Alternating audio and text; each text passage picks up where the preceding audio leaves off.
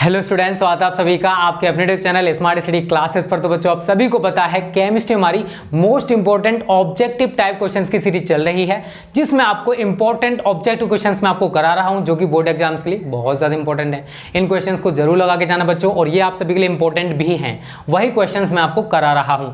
आज स्टूडेंट हम डी एवं एफ ब्लॉक के तत्व, इससे जितने भी इंपॉर्टेंट ऑब्जेक्टिव बनेंगे वो डिस्कस करेंगे। तो वीडियो के साथ लास्ट तक बने रहना, बिल्कुल भी स्किप मत करना। चैनल पर नहीं होना, चैनल कर लो सब्सक्राइबर, जो बेल आइकन है उसे दबा लेना, जिससे आगे आने वाली सभी वीडियोस का नोटिफिकेशन आपको मिलता रहे। ठीक है बच्चों, चलिए देखो, इससे पहले मैं पी ब्लॉक के भी इंपॉर्टेंट क्वेश्चंस मैं आपको करा चुका हूं। अगर आपने उन वीडियोस को ना देखा हो तो प्लेलिस्ट आज या कल में हमारी अपडेट हो जाएगी, वहां पर सारे क्वेश्चंस को देख लेना। ठीक है, तो पहला क्वेश्चन है बच्चों, संक्रमण तत्वों में 4D श्रेणी का तत्व है।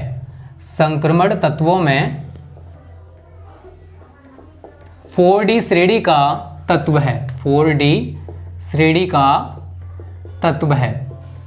तो बहुत सारे बच्चे शायद अभी इन सीरीज के बारे में ना जानते हो, श्रेणियों के बारे में। तो यहां पर ऑप्शंस हैं 37A, दूसरा है 47B, तीसरा है 57C, चौथा है 36 या 30D।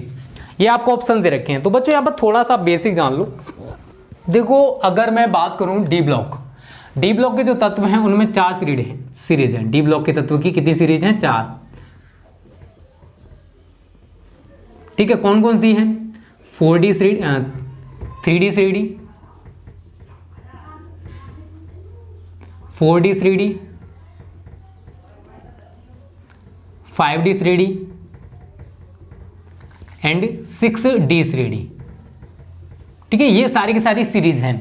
अगर हम 3D श्रेणी की बात करें तो परमाणु क्रमांक 21 से लेकर 30 तक के जितने भी एलिमेंट्स हैं बच्चों, वो सभी के सभी 3D श्रेणी में आते हैं। किस में आते हैं? 3D में। 4D श्रेणी की बात करूं तो 39 से लेकर 48, क्योंकि आप सभी को पता है कि जो डी ब्लॉक है उसमें मैक्सिमम 10 इलेक्ट्रॉन्स आ सकते हैं। 39 से 48 तक, परमाणु क्रमांक 39 से लेकर 48 तक जितने भी एलिमेंट्स हैं बच्चों, उनको 4D श्रेणी में रखा गया है। अगर 5D श्रेणी की बात करूंगा तो 57, एक तो 57 में एलिमेंट है, लगातार इसमें एलिमेंट नहीं है। फिर आप सभी को पता होगा बच्चों कि जो लेंथेनाइड श्रेणी है, थोड़ा सा जहां पर बेसिक जान लो, जो लेंथेनाइड श्रेणी हमारी एफ ब्लॉक वाली 58 से लेके 71 तक के वो एलिमेंट्स आ जाते हैं।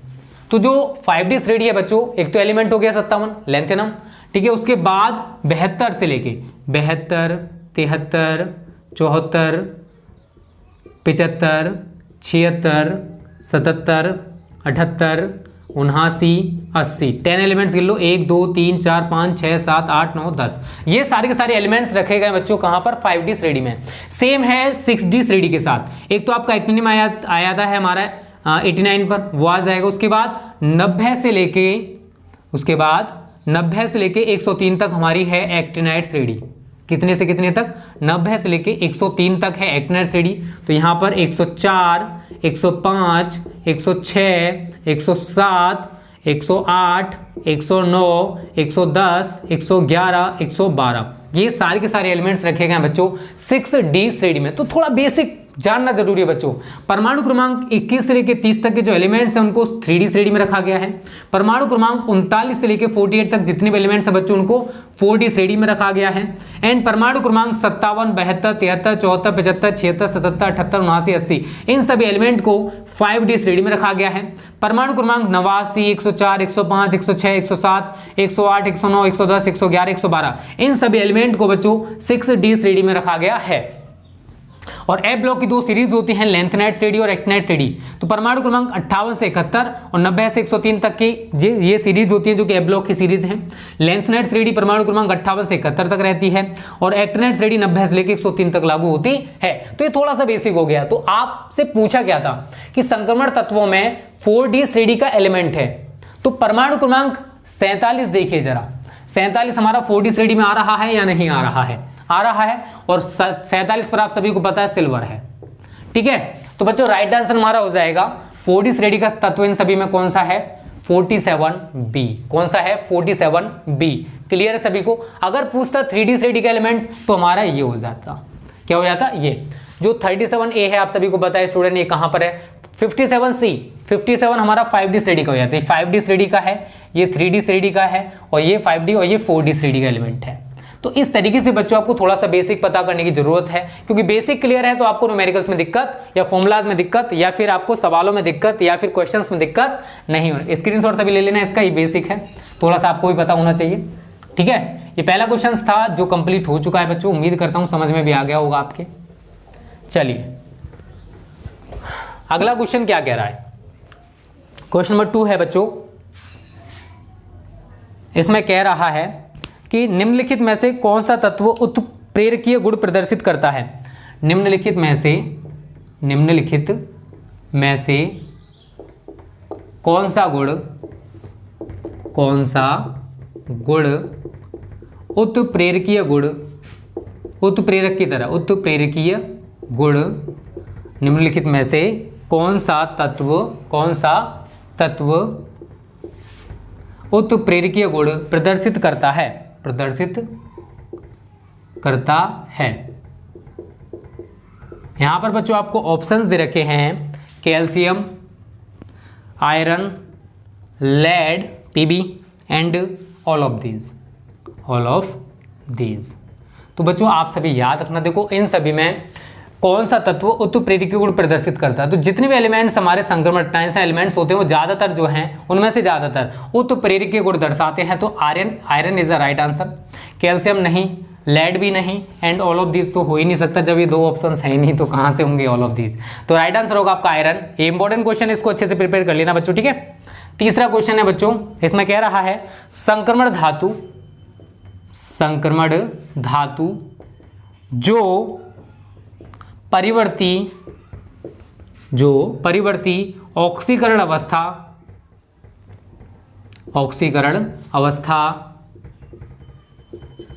प्रदर्शित नहीं करती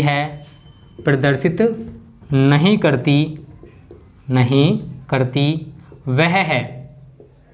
ठीक है, क्या पूछा है इसने। अब यहां पर पहले ऑप्शन लिख लेता हूं, उसके बाद बताऊंगा। टाइटेनियम है आपका, वेनेडियम है V, उसके बाद आयरन है आपका Fe एंड अगला है बच्चों आपका Zn जिंक। क्या है, Zn जिंक। तो इसने बोला है हमसे क्या कि संक्रमण धातु जो परिवर्ती ऑक्सीकरण अवस्था प्रदर्शित नहीं करती, इनमें से वो कौन सी है। टाइटेनियम, वेनेडियम, आयरन या फिर जिंक। तो आप सभी को बच्चों याद रखना है, जो जिंक है बच्चों वो परिवर्ती ऑक्सीकरण अवस्था प्रदर्शित नहीं करती है। क्या है, जिंक। टाइटेनियम, वेनेडियम, आयरन ये सभी परिवर्ती ऑक्सीकरण अवस्था रिप्रेजेंट करते हैं, और जहां तक ज्यादातर जो संक्रमण तत्व हैं वो सभी परिवर्ती ऑक्सीकरण संख्या रिप्रेजेंट करते हैं। वेरिएबल ऑक्सीडेशन नंबर होता है सभी में। ठीक है, तो हमारा जिंक जो है वो परिवर्ती ऑक्सीकरण अवस्था प्रदर्शित नहीं करता है। क्लियर सभी को। चलिए चौथा क्वेश्चन अच्छा है, क्या है बता देता हूं। प्रतिचुंबकीय आयन है, प्रतिचुंबकीय आयन है। ऑप्शंस हैं बच्चों Cu++, Fe++, Ni++, Zn++। देखो आपने थोड़ा सा बच्चों इसके बारे में पढ़ा हो तो अच्छी बात है, आपको 11th में पढ़ाया गया होगा अयुग्मित इलेक्ट्रॉन्स निकालना। अगर मैं इन सभी में अयुग्मित इलेक्ट्रॉन्स निकाल कर देखूं, सभी में निकाल कर देखूंगा, तो जिसमें अयुग्मित इलेक्ट्रॉन्स की संख्या 0 निकल कर आएगी वो होंगे हमारे प्रतिचुंबकीय आयन, क्योंकि प्रतिचुंबकीय आयन वे आयन होते हैं जिनमें अयुग्मित इलेक्ट्रॉनों की संख्या 0 होती है, और जिनमें अयुग्मित इलेक्ट्रॉन्स पाए जाते हैं वो हमारे अनुचुंबकीय आयन बनाते हैं। तो मैं सभी में बारी बारी से करके देखता हूं, जिसमें नहीं आएंगे अयुग्मित इलेक्ट्रॉनों की संख्या वही हमारा प्रतिचुंबकीय आयन होगा। Cu++ की बात करूं मैं, Cu++, तो इसका एटॉमिक नंबर 29 होता है। Cu 1s2 2s2 2p6 3s2 3p6 4s1 and 3d10, क्योंकि ये क्या है, आप सभी को पता होगा कि ये तलस्थ और उत्तेजित 2 अवस्थाएं होती हैं, और ये हमारा अपवाद इलेक्ट्रॉनिक विन्यास है कॉपर और क्रोमियम का। अब समझने का प्रयास करना बच्चों, कितने आवेश दिखाई दे रहे हैं। तो एक इलेक्ट्रॉन तो हमारा यहां से सबसे बाहरी कक्षा से, और एक इलेक्ट्रॉन यहां से निकल के जाएगा, तो क्या बचेगा लास्ट में 3d9। ठीक है, क्या बचेगा 3d9। तो डी उपकोष में आप सभी को पता है 5 कक्षक होते हैं। डी उपकोष में कितने कक्षक होते हैं 5, 1 2 3 4 एंड 5। कितने इलेक्ट्रॉन्स हैं 9। तो पहले एंटी क्लॉकवाइज, ठीक है, उसके बाद क्लॉकवाइज 9 है तो मैं 9 तक ही फिल करूंगा। तो यहां पर आप देख रहे हो यार एक खाली रह गया, तो अयुग्मित, अयुग्मित का मतलब जोड़ा ना बनना। तो इसमें अयुग्मित इलेक्ट्रॉनों की संख्या कितनी दिखाई दे रही है आपको 1। तो Cu++ में अयुग्मित इलेक्ट्रॉन्स की संख्या कितनी है बच्चों? 1। क्लियर है? तो ये तो हमारा प्रतिचुंबकीय आयन नहीं हो सकता, क्योंकि मैंने बोला प्रतिचुंबकीय आयन वे आयन होंगे जिनमें अयुग्मित इलेक्ट्रॉन की संख्या बिल्कुल भी नहीं पाई जाती है। ठीक है, मैं इसको मिटा देता हूं, फिर हम अगला करके देखेंगे बच्चों। ठीक है, अगला है बच्चों हमारा क्या? Fe++। सेम हम इसके साथ करने वाले हैं, Fe++। तो Fe 26 होता है, 1s2 2s2 2p6 3s2 3p6 4s2 and 3d6। Count कर लीजिए, 2 और 2 4 और 6 10 और 2 12 और 6 18 और 2 20 और 6 26। इसने बोला है Fe++। तो अगर मैं Fe++ का इलेक्ट्रॉनिक विन्यास निकालूंगा तो इसकी जो सबसे बड़ी कक्षा है, इसके दोनों इलेक्ट्रॉन्स बाहर निकल जाएंगे। इतना तो आप सभी जानते हो, इंटर में पढ़ रहे हो। तो मैं आगे इसको क्या लिख सकता हूँ? 1s2 2s2 2p6 3s2 3p6 and 3d6। D उपकोष last में देखिए क्या है, डी उपकोष है, तो मैं डी उपकोष यहां पर बनाऊंगा। 5 कक्षक मैं यहां दिखाऊंगा, 1 2 3 4 5। कितने इलेक्ट्रॉन्स मुझे दिखाई दे रहे हैं वहां पर? 6। तो 1 2 3 4 5 6। तो कितने अयुग्मित इलेक्ट्रॉन हैं? कितने अयुग्मित इलेक्ट्रॉन इसमें दिखाई दे रहे हैं बच्चों आपको? 4। तो ये भी हमारा प्रतिचुंबकीय आयन नहीं हो सकता, ये भी हमारा एक अनुचुंबकीय आयन है, क्योंकि इसमें अयुग्मित इलेक्ट्रॉनों की संख्या 4 निकल के आ रही है। इतना क्लियर हो गया। फिर हम अगला डिस्कस करेंगे निकिल का। क्या डिस्कस करेंगे? निकिल। तो मैं इसको मिटा दे रहा हूं बच्चों, सेम हम निकिल के साथ करने वाले हैं।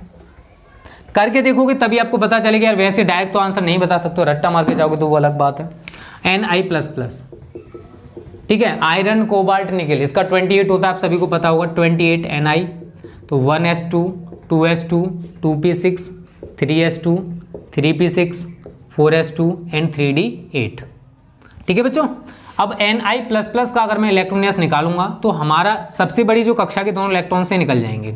तो क्या बचेगा? 1s2 2s2 2p6 3s2 3p6 and 3d8। D उपकोष में 5 कक्षक अभी मैंने आपको बताया है, 1 2 3 4 5। कितने इलेक्ट्रॉन्स आपको दिखाई दे रहे हैं वहां पर? 8। तो 1 2 3 4 5 6 7 8। अभी कितने अयुग्मित इलेक्ट्रॉन आपको दिखाई दे, मतलब ऐसे कितने जोड़े हैं जिनमें पूरे इलेक्ट्रॉन्स, मतलब 2 इलेक्ट्रॉन्स नहीं हैं?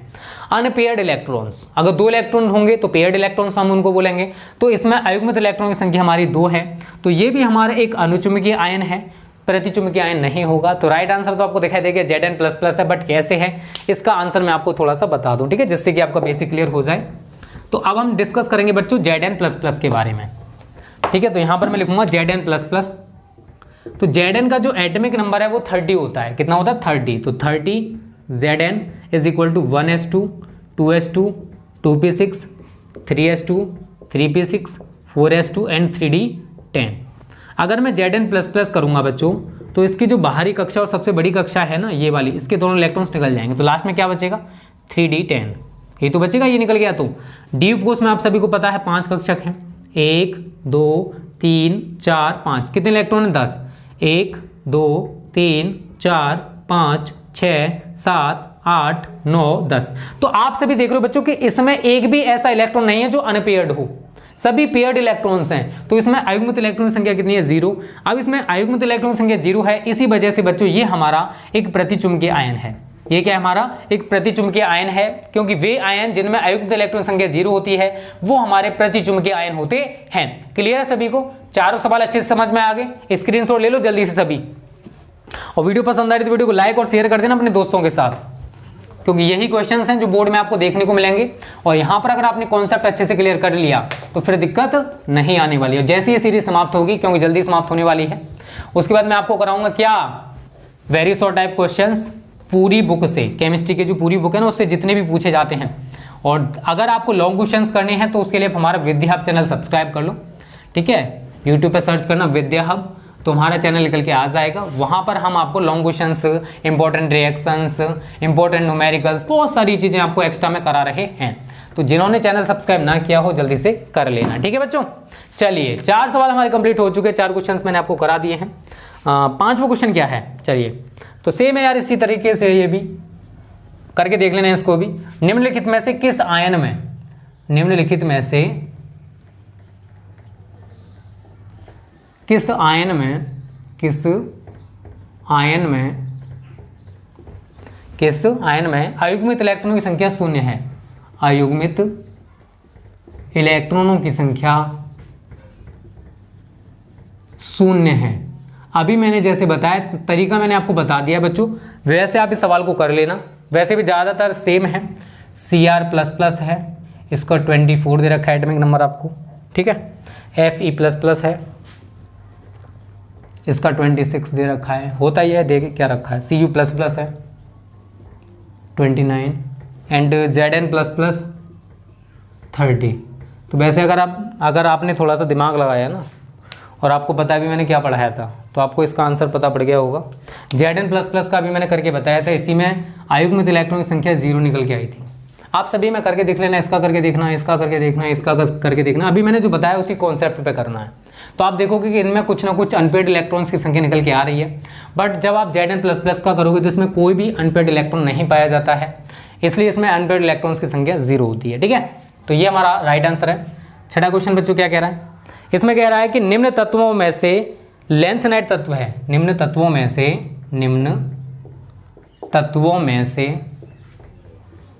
लेंथेनाइड तत्व है। कौन कौन से ऑप्शंस दे रखे हैं बच्चों आपको, Ra radium, Ce cerium, Ac actinium, Zr zirconium. तो समझना बच्चों, लेंथेनाइड तत्व की बात कर रहा है, तो लेंथेनाइड श्रेणी हमारी स्टार्ट होती है, आप सभी को पता होगा, लेंथेनाइड श्रेणी कितने से कितने तक चलती है, 58 से 71।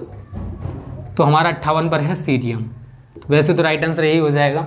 Ac एक्टिनियम आप सभी को पता है डी ब्लॉक एलिमेंट है, ये भी डी ब्लॉक एलिमेंट है। रेडियम किस ब्लॉक एलिमेंट है, आप मुझे कमेंट करके बताओगे कि रेडियम जो है SpDf किस ब्लॉक एलिमेंट है, प्लीज़ कमेंट जरूर करना, ठीक है बच्चों। तो लेंथेनाइड श्रेणी 58 से 71 तक चलती है, 58 पर हमारा सीरियम है, तो ये हमारा लेंथेनाइड तत्व हो जाएगा। चलिए बच्चों, 7वां क्वेश्चन क्या कह रहा है, निम्न तत्वों में से एक्टिनाइड श्रेणी का तत्व है, निम्न तत्वों में से एक्टिनाइड श्रेणी का तत्व है। तो ऑप्शंस आपको दे रखे हैं, U uranium, Cd cadmium, La lanthanum, Xe xenon.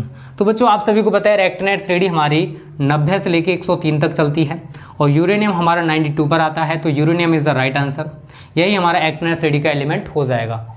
Cadmium आप सभी को पता है डी ब्लॉक एलिमेंट है, लेंथेनम डी ब्लॉक एलिमेंट है। जीनोन किस ब्लॉक का एलिमेंट है, आप मुझे कमेंट करके बताओगे कि जीनोन हमारा SpDf किस ब्लॉक का एलिमेंट है और किस ग्रुप का है, बता सकते हो, बता देना अगर कमेंट, अगर आपको पता है तो, अगर नहीं पता तो कोई दिक्कत नहीं है, ठीक है। वैसे सारी चीज़ें आपको पहले मैं क्लियर करा चुका हूँ बच्चों। 8वां क्वेश्चन क्या कह रहा है, रंगीन आयन का निर्माण होता है जब उसमें विद्यमान होते हैं, रंगीन आयन का निर्माण होता है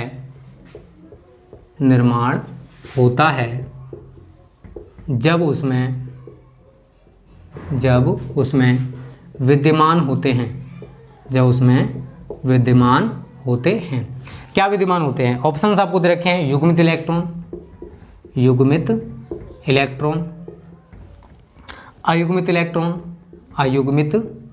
इलेक्ट्रॉन एंड अनाबंधित इलेक्ट्रॉन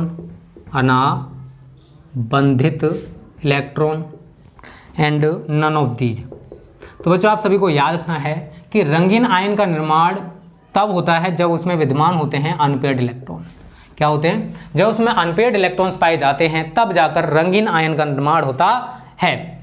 चलिए 9वां क्वेश्चन भी यहीं पर देख लीजिए, संक्रमण श्रेणी का सामान्य इलेक्ट्रॉनिक विन्यास है, संक्रमण श्रेणी का सामान्य इलेक्ट्रॉनिक विन्यास है। तो आप सभी ने देखो संक्रमण श्रेणी के बारे में पढ़ रखा है, तो आपको पता है बच्चों कि जो संक्रमण श्रेणी है उसमें डी ब्लॉक में जो एलिमेंट्स हैं n-1 D 1 से लेके 10 तक होते हैं एंड 4 या फिर NS 1 से लेके 2 तक, मतलब ये सारा का सारा प्रोसेस होता है। अगर हम संक्रमण श्रेणी के सामान्य इलेक्ट्रॉनिक विन्यास की बात करेंगे तो n-1 जो n, अब देखो समझना, थोड़ा सा मैं आपको समझाने का प्रयास करूं बच्चों। अगर मैं किसी भी जैसे मैं अगर बात करूं, मुझे लिखना है 21 स्कैंडियम का, ठीक है, तो क्या लिखूंगा, 1s2 2s2 2p6 3s2 3p6 4s1 3d1, यही तो होगा। अब एक चीज़ यहाँ समझना बच्चों, सबसे बड़ी कक्षा है हमारी ये वाली, इसमें आप देख रहे हो कितने इलेक्ट्रॉन्स हैं, 1 है ना, 4s, यहाँ पर 4s2 3d1 होगा। इसमें कितने इलेक्ट्रॉन्स आपको दिखाई दे रहे हैं, 2। अब देखिए बच्चों, मैंने बोला है इलेक्ट्रॉन विन्यास n-1 d1 से 10 एंड n से ns1। अब देखो समझो, ये क्या है, 4s2 हो गया। इसमें क्या होगा, इसके मुकाबले एक इलेक्ट्रॉन मतलब एक कक्षा पीछे होगी, तो मैंने n की जगह कितना लगाऊंगा, 4, तो 4 - 1 d 1 से लेके 10, तो यहाँ पर कितना आ रहा है, 1, तो मैं इसको क्या लिखूँगा, 3d1 4s2, बताओ लिखा जा सकता है। यही तो मैंने सामान्य इलेक्ट्रॉन विन्यास में दिखाया बच्चों।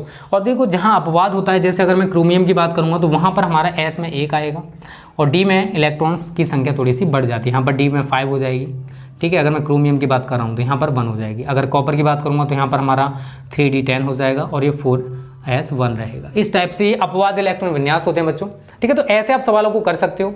उम्मीद करता हूँ ये समझ में आ गया हो किस टाइप से मैं आपको समझाने का प्रयास कर रहा हूँ, ठीक है बच्चों। हाँ, लास्ट क्वेश्चन आपके लिए होमवर्क है। अब इसमें कह रहा है आयन जिसमें अयुग्मित इलेक्ट्रॉन हैं, कौन सा है वो हमको बताना है। ऑप्शंस में आपको दे रहा हूँ Fe++, Ni++, CO++, Zn++। तो इसमें बोला क्या है, आयन जिसमें अधिकतम